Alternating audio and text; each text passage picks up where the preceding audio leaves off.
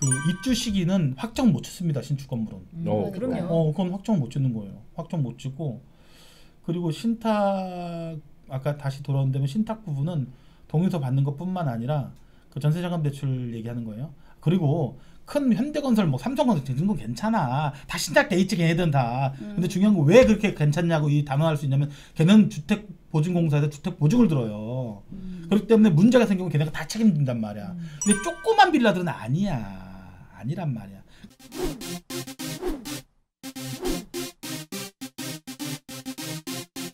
지금 근저당 얘기 말씀하셨는데 근저당도 문제지만 여기 아까 제이님이 말씀 신탁에 대한 얘기를 네. 안 할 수가 없어요. 왜냐면은 내 기분이 되게 나쁜 적이 있어 옛날에요. 왜냐면 이제 그 원룸 오피스텔 건물인데 주인이 한 사람이야. 신탁을 걸어놨어.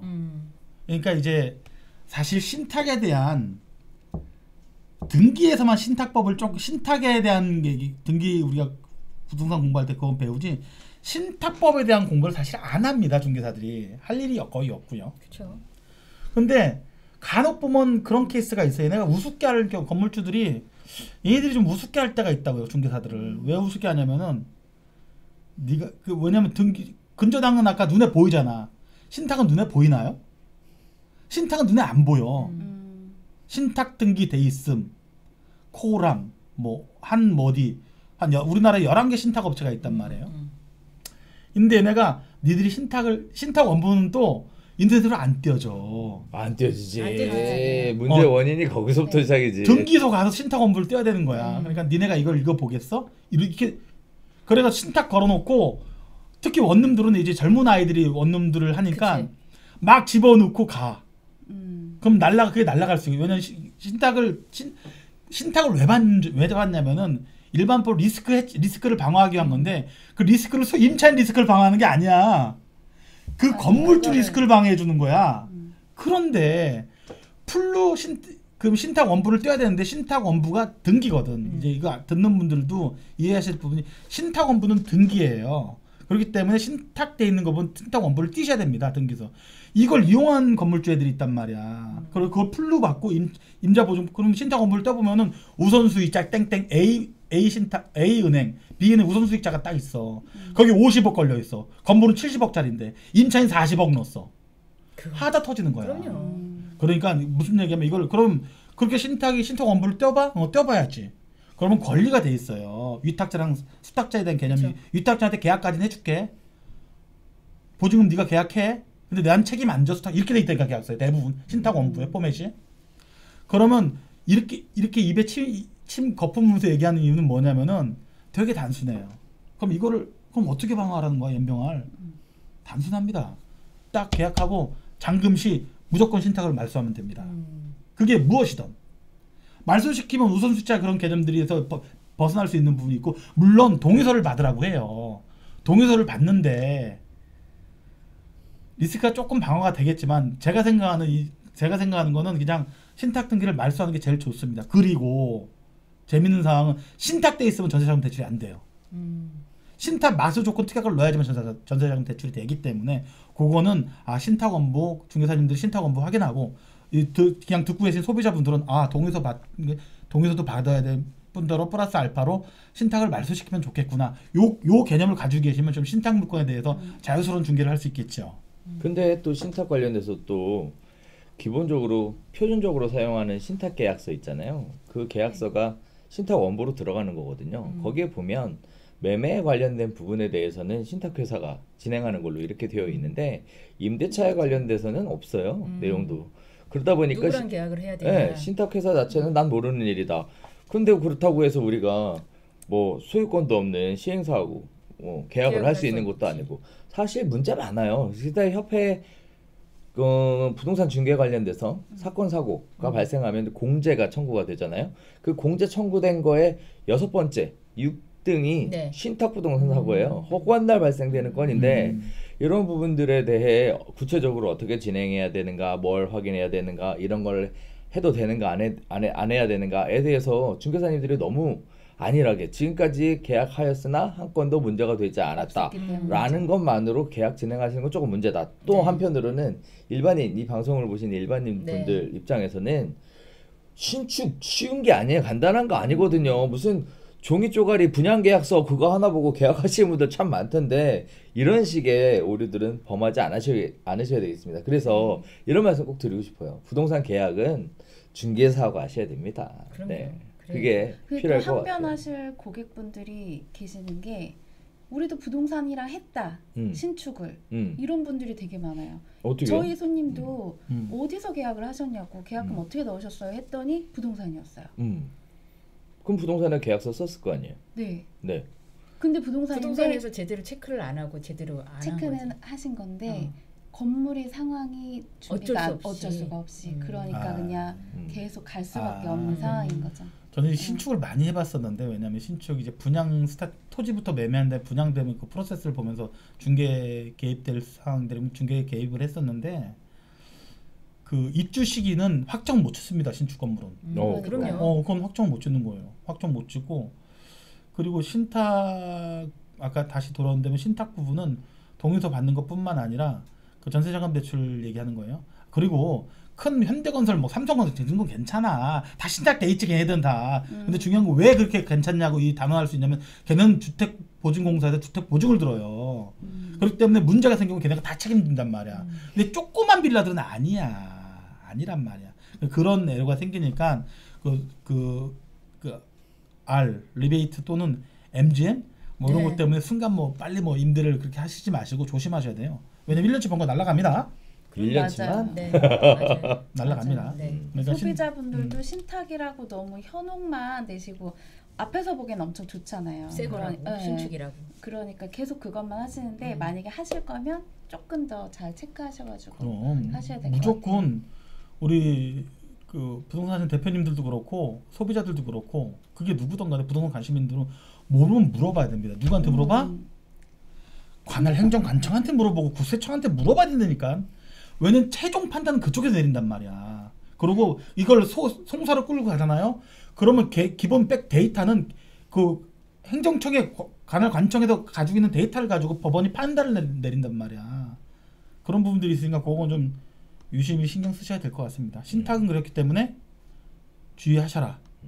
그리고 제가 방송을 보다 보니까 네. 어떤 구독자분께서 곰님의 사무실에 방문을 하고 싶다. 그래요? 방문해서 상담을 받아보고 싶다. 오셨나요? 이런 그래서? 얘기가 있었는데 누나 왜냐면 홍보 한번 해주시죠. 홍보. 곰님은 곰님 댓글을 못 사무실. 보셨어. 그러신가요? 그러니까 지금 보세요. 제가 여기 강산역 옆에 강남장에 짜장면집 있으니까 짜장면 사들 이렇게 편하게 오셔서 이것저것 물어보세요. 이것저것. 네. 사람이 이제 저는 이제 그 여담이지만 저는 개그 콘서트라는 프로가 있어요. 거기 친구들을 집을 되게 많이 얻어줬거든요. 근데 걔네한테 야 너네 연예인 DC 해주는 거야 이렇게 하면서 좀 저렴하게 해주는 재관이 승환이 이런 문제 이런 애들 그리고 누구야 그 기타 등등 그랬었는데 그분들한테 했던 말이 야 니들 이렇게 개그만 이제 그나마 영등포나 그 여의도 사는 친구들은 성공한 연예인들이에요. 개그맨들 그쵸? 중에 근데 이제 걔네들한테 했던 말이 그거예요. 그 친구들한테 했던 말이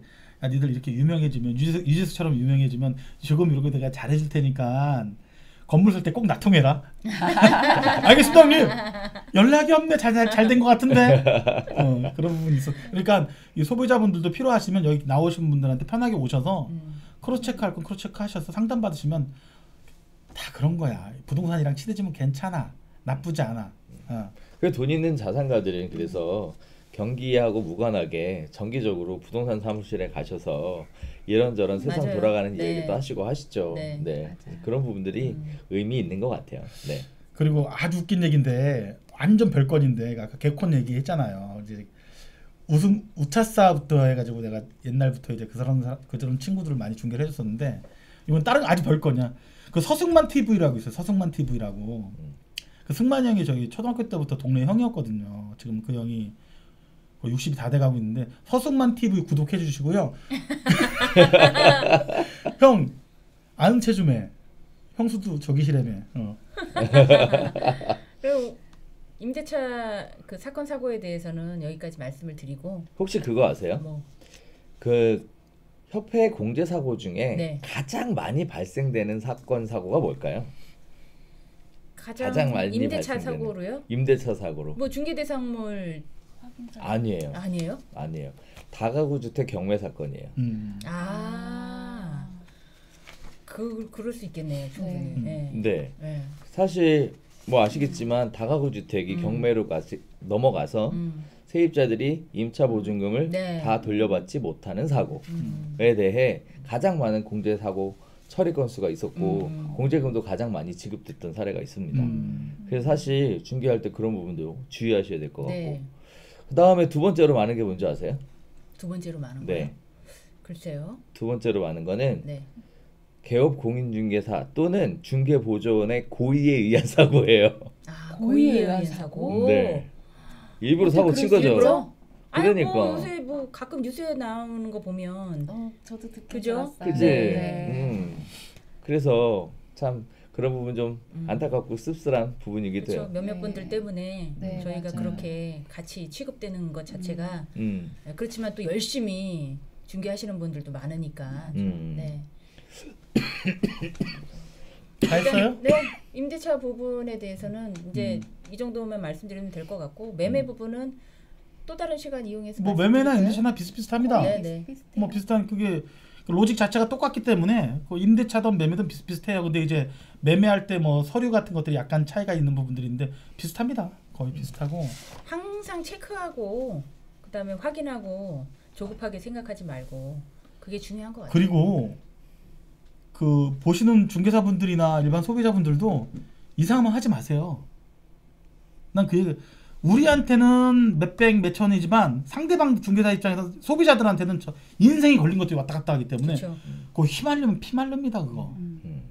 그리고 또 저는 사건 사고 관련돼서 이렇게 하나 또 코멘트 드리고 싶은 거는 돈은 반드시 당사자 통장으로 넣어라. 계좌로 직접 넣어라. 계좌로 직접 넣어라. 그래야 나중에 그 다음에 또 정 불안하면 무효에 대한 부분을 특약으로 넣어라. 이런 말씀을 드리고 싶어요. 일단 뭐 완벽하게 하면 좋겠지만 계약서를 체결하는 그 짧은 시간 안에 모든 것이 확인이 안 되는 경우들도 사실상 존재하기 때문에 만약에 그런 부분들이 확인이 안 되면 무효를 한다. 전세대금 대출이 원활하게 진행되지 않으면 몇월 며칠까지 뭐 무효를 한다. 뭐 한다. 무효를 한다. 취소한다. 없었던 일로 한다. 뭐 이런 것들이 좀 경우에 따라서 필요할 것 같아요. 네. 매매 계약할 때 사고를 하나 말씀을 드리면 이런 게 있어요. 이 매매 계약할 때 계약서 쓸 때 그 건물 같은 경우에 계약서 쓰면은 임대차 계약서를 4번으로 미리 받아두시는 게 좋으실 것 같아요. 나중에 잔금 치르실 때 기존에 계약할 때 당시에는 월세가 500만 원이었는데 근데 나중에 보니까 월세가 350만 원밖에 안 들어온다. 그러니까 그런 부분 때문에 나중에 중간에 문제가 생기는 경우가 더러 있거든요.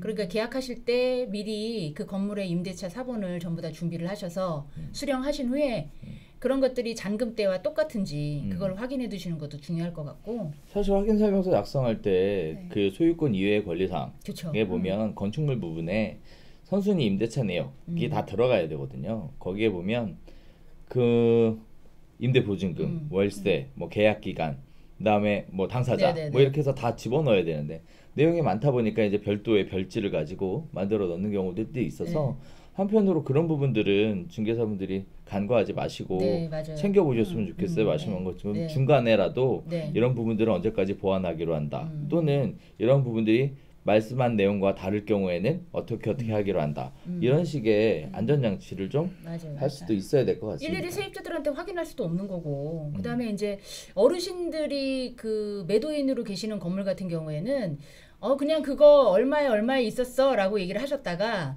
나중에 그 지나는 단계에서 이미 계약서가 몇 번 바뀌었던 거죠. 월세를 깎아준다거나 이런 식으로. 근데 당신도 몰랐던 거지 기억을 계약서에도 확인이 안 되는 상황이니까. 나중에 보니까 계약서가 그렇지 않다는 거예요. 그러니까 그런 부분도 이걸 시청하시는 이제 그 소비자분들이나 중개사님들이 유념하셔야 될 게 무슨 계약이든 굉장히 빡빡하게 하셔야 돼요. 어렵게 가야 돼 계약을. 그때 아까 그 임차인권은 건물을 매매하다 보면 임차권이 몇십 장이 나온단 말이에요. 임차인들 반드시 계약서 확인하셔야 됩니다. 다 확인하시고 그 사인하기 힘들면 도장을 탁 찍어놓으세요. 간을 다 찍어놓으세요. 그러셔야 돼요. 그런 경우는 어떻게 해요? 저희는 임대인분들이 이제 좀 나이가 많으신 분들이 많다 보니까 심지어 임차인분들 많이 바뀌는 거 싫어하시니까 그냥 진짜 오래 계신 거예요. 그러다 보니까 그 임차인분도 계약서가 없고 임대인분도 계약서가 없어요. 그런 경우에 그냥 자연적으로 그냥 연장하고 이렇게 하셨던 거라 그런 거는 나중에 잔금 때 확인서 같은 거 잔금 때 확인서 받으면 하면 안 돼요? 돼. 그 전에 확인서를 받아야 될까요? 절대 그러면 안 되는 거야. 잔금 때 하시면 안 되고 이럴 때는 경매 명도할 때를 명도를 어떻게 하냐면은 딱 명도할 때 보면 다 일일이 호가 방문을 해요. 방문하면 확인서 받아온다고 서로. 왜냐면 실제 사실관계에 대해서 임대는 임대인이 아니지만 맞춰본다면 그런 걸 약간 스킬이 들어가야지. 그때는 기술적인 스킬 불편해 힘들지만 그거 내가 볼 때 임차인이 그렇게 많을 정도면 몇십억은 될 텐데 그럼 수수료가 중개 수수료만 그래도 몇천대가 될 수도 있고 그러면 그쵸. 가가오 방문해서 확인해 보셔야 돼요. 그러니까 아까 뭐 임대인 매도인이 계시면은 당연히 놓고 확인해야지. 얼마 맞으세요? 그렇죠. 아 그리고 옷 깨끗하게 입고 가서 배지 반짝반짝이는 거 달고 가서 뭐 어디 나온 것처럼 해서 딱 벨 누른 다음에 체크해서 이거 맞으세요? 왜 못 물어봐? 그리고 전화번호가 있을 거 아니야. 전화를 일일이 확인할 거 아니야. 그 전화가 맞는지. 그래서 그 정도 정성을 들여야지 중개가 완성이 되죠. 그리고 그때 가가오 방문할 때 임차인한테 나중에 퇴실하실 때 보증금 반환 받으시는데 무리가 없게끔 하려고 이렇게 확인을 하는 거다. 그렇게 해서 확인을 받아두시는 게 좋을 것 같아요. 그래. 그렇죠? 그렇게 한 다음에 네. 비타오백이나 드세요. 제가 그렇게 하는 거야. 왜냐면 이게 사람 감정 문제는 모든 게 감정 문제니까 임차인 속색이 잔금 다 명도를 해야 되는데 또 명도권이 있다. 그 건물에 대해서 명도를 할 때 기분 나쁘면 힘들다. 맞아. 그거 6개월 1년 걸린다고 소송 걸려면 맞아요. 기분 좋게 시원하게 이렇게 하시라고 이사 잘 해드릴게요. 그 사람들 나가는 돈 눈치 한 4-5대 얻어주면 되고 이렇게 접근하셔야지. 무조건 감정 상하게 하면 안 돼. 감정 상하면 기분 나쁘면 다 싫다니까. 그냥 넘어갈 수 있는 부분도 그럼. 네 맞아요. 건수 잡게 하면 수만 건수가 있어. 실은 건수 잡으면 그런 부분들이 있죠. 또 얼마 전에 그런 경우도 있었어요. 왜 그 월세로 세를 얻었다가 전세로 빼는 사건이 있었죠. 네네. 근데 뭐 그것도 일종의 고의 사고이기도 한데요. 한편으로 그런 말씀을 하나 드리고 싶은 게 그거를 중개사가 아니라 일반인이 하는 경우들도 있더라고요. 관리하시는 분이 하는 경우도 있어요. 네, 건물 관리하시는 분들이 그런 경우들도 있더라고요. 그 개인적으로는 위임장에 대한 것들 뭐 이런 부분들에 네. 대해서 확인을 해야 되는데 문제가 없다라는 거고 계약서 할 때 더 황당한 건 뭐냐면 신분증을 위조해 갖고 오는 경우. 아 그러면은 그건 근데 진짜 어렵긴 어려워요. 근데 확인은 할 수 있겠지만 100% 확인해야지. 네, 확인해야죠. 아니 근데 중요해요. 확인이 불가하죠. 신분증에 다 똑같은데 예를 들어 제가 사진만 바뀐 거예요. 중개업하면서 사진만. 제 중개업하면서 제일 사진만. 부담스러운 게 그건 거예요. 보통 우리 당사자 신분증을 확인을 하고 복사를 하죠. 근데 가끔 가다 보면 달라는 사람이 있어요. 신분증. 상대방의 신분증 네, 카피한 네. 거를 왜 당신만 갖고 있습니까? 나도 주셔야 됩니다. 맞아요. 이런 케이스가 있거든요. 그러면 되게 당황스러운 거예요. 왜냐면 본인 확인을 그 자리에서 하는 거고 그 부분에 대한 건 사실 우리가 했다라는 증빙으로 보관하고 그렇죠. 있는 거지 보관의 신분증 사본에 대한 보관 의무가 중개업소는 없거든요. 그런데 그걸 복사해 달라는 거예요. 그러면 이제 문제가 되는 게 그거죠. 만들 수 있잖아요. 그거 플라스틱 쪼가리 하나 만드는 게 그렇게 어려운 문제도 아닌 것 같고 뭐 제가 듣기로는 중국 가면 200만 원이 만들어준다는 얘기도 하던데 작정하고 만약에 한다 그러면 충분히 그럴 수 있지. 그러니까 말이에요. 그러면 계약금, 중도금 다 그냥 넘어가는 거 아닙니까? 네, 근데 이런 맞아요. 부분들 물론 돈은 그래서 당사자 통장으로 들어가게 해야 된다는 부분이 네. 그래서 중요한 건데 네. 아무튼 이런 것도 시중에는 비일비재하게는 네. 아니어도 네. 종종 존재하는 문제들이라서 근데 여기서 이상한 것들이 존재하는 거야. 이상한 것들이 아니라 이상한 상황이 생기는데 난 좀 부탁드리고 싶은 게 이거를 지금 일반인 소비자분들한테 말씀드리고 싶은 건 맨 처음에 시작은 선의로 가지고 시작했겠지. 좋아요. 그럴 수 있습니다. 네. 복비도 아끼고. 근데 세상이 험하다라는 거야. 자꾸 중개업자 제낀 다음에 자기들끼리 계약을 하는데 하자 터질 확률 50% 넘어요. 그 책임질 사람이 맞아요. 없단 말이에요. 아까 얘기 관리하는 관리소장님이랑 계약하더라고. 그분이 뭔데? 월급쟁인데? 그러니까 월급쟁이 분이 물론 뭐 그럴 수 있겠지. 그 몇십만 원 아끼려다가 몇천만 원 매덕 날라간다니까요. 그걸 좀 주의하셔야 돼요. 근데 이건 소비자뿐만이 아니고 그 대학가 주변이나 이런 데서 그 관리를 오래 하시는 분들을 자주 뵈니까 그냥 공인중개사분들도 당연히 그렇게 된다 생각하고 그렇게 계약을 진행하시는 분들도 계세요. 그러니까 맞아요. 항상 그거는 지금 당장 사고는 일어나지 않았지만 앞으로 일어날 수가 충분히 있는 거니까 그런 것들은 우리가 체크를 해야지 어디가 체크할 수가 없잖아요. 그런 부분 중요할 것 그리고 같아요. 이게 사건 사고 얘기나 할 말들이 굉장히 많을 거 아니야. 나 같은 경우 오래됐으니까. 네. 많죠. 저도 전화 받는 거 엄청 많아요. 나는 좀 답답한 게 현장에 있으면 답답한 게 이 대표님들도 저기 할게 난 집합 건물도 소재 등기를 떼요. 개인적으로 네. 뛴다고. 왜 그러느냐. 이거 띄셔야 됩니다. 표제부. 아니. 토지 토지. 등기부. 아, 네. 토지. 토지 등기 띄셔야 됩니다. 왜 띄셔야 되냐면은 이거 작업하는 애들이 있어요. 부실 채권으로. 무슨 때냐면 건축물에는 융자 하나도 없게 만들고 토지에만 채권을 잡아놓는단 말이에요. 이게 그 메커니즘이 어떻게 되냐면 사기치는 애들이 어떻게 하냐면 이걸 중요한 얘기예요. 왜냐면 경험을 못할 막 어디 건물 뭐해서 임차인들 난리나 데모한다고 프랜카드 있죠. 우리 집 사무실 앞이에요. 거기다. 거기다 한 사람도 안 넣었어 나. 그 물건 세 개 건물들이 빌딩들이 3개 있는데 왜냐면 나는 습관적으로 옛날 사람이라서 토지 건물 같이 뛴단 말이야. 단독주택 그 옛날 우리 동네는 공동주택이 많잖아. 토지 건물 같이 쓸 거에서 토지 건물 뜨면 전유 부분은 전혀 0이야. 근저당이 토지 뜨면 다 나와 있는 거야. 근데 골 때리는 게 뭔지 알아요? 이게 사건 터지려면 이렇게 터지는 거예요. 임차인을 집어넣어. 괜찮아요. 집합 건물이 전유 부분이니까 괜찮아요. 여기 융자 없어. 이렇게 중개를 한단 말이야. 근데 토지에만 잡혀 있어. 그럼 전유 부분 안 나옵니다. 여기서 그치. 전유 부분이라는 게 헷갈리는 게 건물 등기부 건물 등기부는 안 나와. 융자가요. 네. 안 나오는데 토지를 딱 띄잖아요. 그럼 딱 나와요. 채권 채굴 얼마. 이게 어떻게 진행되냐? 은행이다. 그다음에 은행이면 다행이야. 은행이면 무조건 다행이야. 건물 토지 같이 질 때 이걸 말소시키고 토지만 남겨놓은 거야. 은행이면 다행이라니까요. 부실 채권 얘기가 여기서 나오는 거예요. 이 은행 근저당을요 개인이 살 수가 있어요. 그럼 후순위가 그때부터 밀려요. 여기가 후순위가 왜냐면은 융자 받고 난 다음에 세입자를 다 그치. 넣었단 말이야. 토지에. 근데 이걸 인수 받잖아요. 그럼 이 근저당으로 개인한테 넘어간 거야. 후순위가 다 밀리는 거야.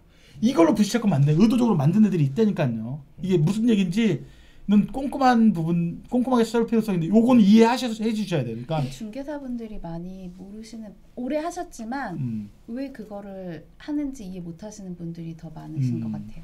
사실 저는 개인적으로 제가 중개를 할 때는 그렇게 큰 건물의 토지 등기부 등본은 사실 중개업 오픈하기 전에 다 떼어서 확인하기 때문에 일단 기본적인 내용을 다 알고 있고요.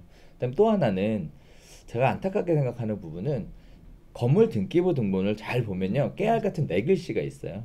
별도 등기. 별도 등기. 네, 별도 등기. 근데 제가 안타깝게 생각하는 거는 그게 뭔 뜻인지 모르더라고요. 그게 무슨 뜻이냐면 토지 등기부에 뭐가 있으니까 토지 등기부를 확인해 보세요 이런 뜻이거든요.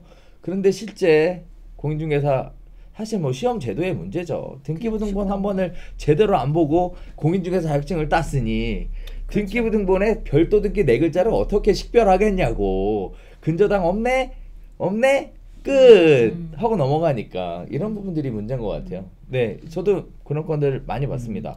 네. 한 단계 더. 네. 그럼 별도 등기가 왜 있느냐라는 거야. 별도 등기는 존재하는 이유는 대지의 소유주랑 건물의 소유주가 다를 때 별도 등기가 대부분 있어요. 그렇기 때문에 이 아까 전유 부분 얘기하는 게 그 무슨 공동 그 집합 건물에서 전유 부분에 별도 등기가 있음이라 하면 별도 토지 등기를 떼어보면 이게 이 건물이 소유권을 가지고 있는 별도 등기인지 이 건물이 용익 물건인지가 나온단 말이에요. 용익 물건 사용 수익한다는 뜻이. 그러니까 이걸 빌려 쓰고 있는 건지 소유권을 같이 가지고 있는지. 그러면 별도 등기 있다는 건 일단은 땅 소유주랑 건물 소유주가 상이하다라는 거야. 좀 다르다. 뭔가 틀리다. 근데 이 별도 등기가 없으면 같은 사람 이야기다. 상관없습니다. 그런 부분이죠. 그러니까 별도 등기 있으면 고려해 보셔야 돼요. 그럼 모르면 물어봐. 고려하는 게 아니야. 꼭 고려하는 게 아니라 보셔야죠. 반드시 확인해야 되는 거예요. 네, 반드시. 오늘 얘기 많이 하네요. 그러니까 아유, 쉽게 지낼 사건 수 사고 있는- 할 얘기가 그럼요. 많은 거죠. 나 무슨 중개사 선생 같아 우리 이렇게 얘기하고 있으니까. 사건 사고 얘기는 몇 날 며칠을 해도 계속 나올 것 같아요, 그죠? 그러니까 네. 아까 우리 포괄양수도 얘기도 더 깊게 안 해서 그렇지. 안에서 네. 정말 피곤합니다, 그거. 어마어마하게 얽혀있는 얘기들도 많고 네. 또 이런 경우들도 많아요. 재개발이나 재건축 구역에서 입주권 문제, 입주권이 있느냐 없느냐의 문제, 아, 그럼요. 명의 승계가 되느냐 안 되느냐의 문제. 네, 맞아요. 이것도 사건 사고로 엄청나게 많이 나오는 문제들이거든요. 맞아요. 네. 한 시간 재개발 재건축 쪽에서 그런 사고가 터지면 거의 부동산은 재개발 재건축은 재인님 전문이잖아. 아, 그 옛날 얘기죠. 한 10년 전에 막 걸로 먹고 살았잖아 강의로. 아니 그래서 도처에 저는 이런 생각도 들어. 도처에 이렇게 어마무시한 하자, 즉 인생이 송두리째 날아갈 그러니까. 만한 어마무시한 하자가 이렇게 도처에 진짜 지뢰밭처럼 다 깔려 있는데 어떻게 이렇게 쉽게 계약을 생각할까? 그럼 한편으로는 아 그동안 그래도 중개사들이 잘 해왔구나 이런 생각도 좀 들고 한편으로는 이런 중개사들이 하는 일에 비해 너무 무시당하는 건 아닌가라는 좀 안타까운 생각도 좀 들고 한편으로는 준비가 좀 덜 된 중개사님들은 뭔가 좀 스킬을 업할 뭔가 계속 공부를 꾸준하게 좀 해줘야 네. 되지 않나 이런 생각도 들고 그렇죠. 여러 가지 생각도 듭니다. 네. 네. 오늘은 그 떡순이님이 안 계셔서 그러신가? 잠깐 왔다 가셨습니다. 네, 잠깐 아까 전에 왔다 가시긴 했는데 손님 오셔서 집 보이러 갔어요. 우리가 그래서 먹고 살아야 될 거 아니야 자도. 그러게요. 그래도 바쁘시니까 보기 좋네요. 그리고 저기 그 소소한 얘기인데 계약금 중도금 자금 쓸 때 등기 다 떼셔야 돼요. 맞아. 이거 은근히 사고 난다. 네, 중도금 때. 어우. 계약금 중도금 잔금 때 등기 안 떼시면 은근히 사고 납니다. 이거 100% 걸립니다. 귀찮아 등기하자마자. 생각하시지 마시고 그럼. 꼭 지키시길 바랍니다. 그럼 네. 그런 부분 아까 그 신분증에 관한 그 우리 사진까지 조작한 우리 그 판결은 뭐 우리 거기까지 묻진 않고 우리는 뭐 그- 책임 있어요. 사진을 위조한 신분증으로 거래 계약 체결한 공인중개사. 네. 본인의 할 도리를 다 했어도 책임이 있습니다. 네. 그거는 완전 힘드네요. 어우 열받네 또 갑자기. 아니 우리 뭐 어쩌라고 그러니까 공인중개사한테 뭔가 그거 있죠 조사 권한 뭐 이런 거 줘야 돼. 왜 우리가 이걸 책임져? 신분증 진위와 기업은 알겠네. 얼굴 옆에다 갖다 놓고 대조해봐. 다 했어. 네. 그러니까 그런 부분들에 이제 만전을 대비해서 계약하는 것도 중요하지만 마무리까지 완벽하게 해내시는 공인중개사분들이 되시길 바랍니다. 그리고 신분증까지 유지하는 건 못 이겨요. 그러니까. 해먹게 내비둬 이 새끼 그 새끼가. 그래서 이제 또 나오는 게 그거야. 사건 사고 얘기가 나오면 에스크로우 제도가 또 스물 또 기어 나오죠. 네. 이 얘기가 가면 오늘 끝이 밤 안 날 새야 것 될 것 같은데요? 같으니까. 그래서 오늘은 여기까지 네. 사건 사고에 대해서 얘기해보고 또 중간에 저희가 새로운 소식 같은 거 있으면 그걸 주제로 해서 또 얘기해보는 시간 가져보면 좋을 것 같아요. 네. 네. 시청자분들이 의견 주시면 네. 또 거기에 맞춰서 네, 좋은 의견 많이 남겨주세요. 네. 저희에게 정말 큰 도움이 됩니다. 그리고 저기 찾아오세요. 짜장면 사드릴게. 영등포 곰님 사무실로. 네. 네. 왜 그리고 그래? 끝내기 전에 좋아요 꾹, 구독 꾹, 알림 설정 꾹꾹 부탁드립니다. 네. 안녕.